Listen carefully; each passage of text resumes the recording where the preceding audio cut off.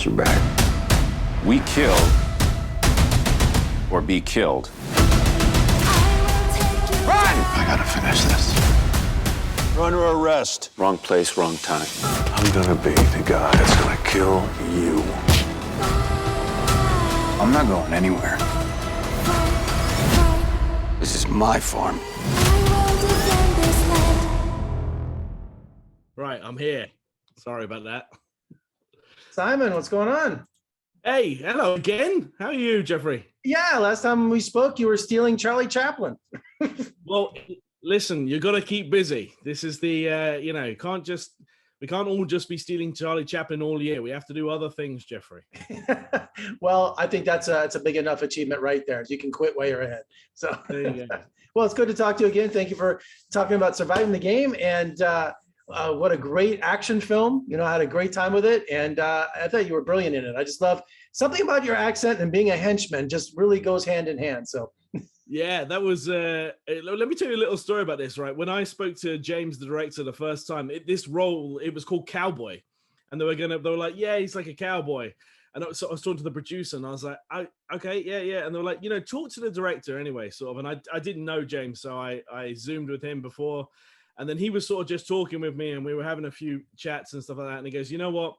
He goes, I'm gonna scratch that. And he goes, I'm gonna call you English, and you're gonna be like a gangster, and like a Vinnie Jones. And I was thinking, oh, thank fuck, because it was gonna be really hard for me to be a cowboy, but I really wanted the role because I was like, I knew that all my scenes were with Bruce Willis. So I was like, yes, henchman number 2. I don't care. I was like, am I in scenes with Bruce Willis? And they're like, oh yeah, absolutely. All your scenes are with Bruce. And I was like, brilliant, I'll do it. Well, the premise is a drug bust gone bad. The chase leads to Chad Michael Murray's farm. He's a vet with PTSD and suffering the loss of his family. And a man with nothing to lose is the most dangerous, isn't it? Indeed. It's two people pitted against each other there, you see. So you've got this madman trying to capture Bruce Willis, who's being sort of held hostage there, and Chad Michael Murray, who's, as you say, has got nothing to lose and is trying to protect the only thing he does have, which is his farm, his little piece of heaven. And mayhem ensues. Being a henchman, isn't there less pressure for you as an actor? Isn't it more fun just to show up and do a role like this? Because I know you've carried an entire feature film before, but isn't it great just to show up and just have just a character that's just so much fun and not to worry about everything else? Yeah, I mean, there's this thing of like, you can be one note in this, sort of, if the character is just a supporting character, it's small, you can kind of have fun with it. Whereas someone that's in the movie the whole way through has to make, this scene I have to be, they have to pace themselves. They have to whereas that doesn't apply to henchman number 2, basically, which is what I describe myself as in here. Well, yeah, there's some stupid gangsters in this movie, but that's where the humor is in the film, because if it's just straight action, it's kind of heavy, but I like the levity that the gangsters bring to it. I think that James, the director, again, was very, very wise to add a little bit of comic relief, because otherwise it takes itself too seriously, So lots of hand-to-hand combat in this movie. Tell me about preparing for some of the action. Was there a lot of rehearsal? Any loose punches, maybe? Yeah, no. So this was obviously my fight is with Bruce Willis, and I don't think I'm allowed to say, but I mean, Jeffrey, in a fight between Simon and Bruce Willis, who do you think wins? Well, Simon. Well, that's what I thought, but just in case, they shot a version. The director's cut. Simon wins. Yeah, you'll never see that footage, but it does exist. No, but and they had a stunt double and everything. Stuart was his stunt double. And I did some of the fight stuff with him, but but a lot of it I did with Bruce, because he was up for that. And hats off to the guy. It's like, he doesn't have to do these things. He could let the stunt guy take care of it. Like, he doesn't. But he was very generous on the day. I had a great time, because, to be honest, Jeffrey, I was all the way through the whole movie, I was thinking, I'm doing a movie with John McClane. I was like, this is awesome. And you had to be, I would say you had to be nervous when you get the call sheet and go, today's the day I have my scene with Bruce. You must have been a nervous wreck.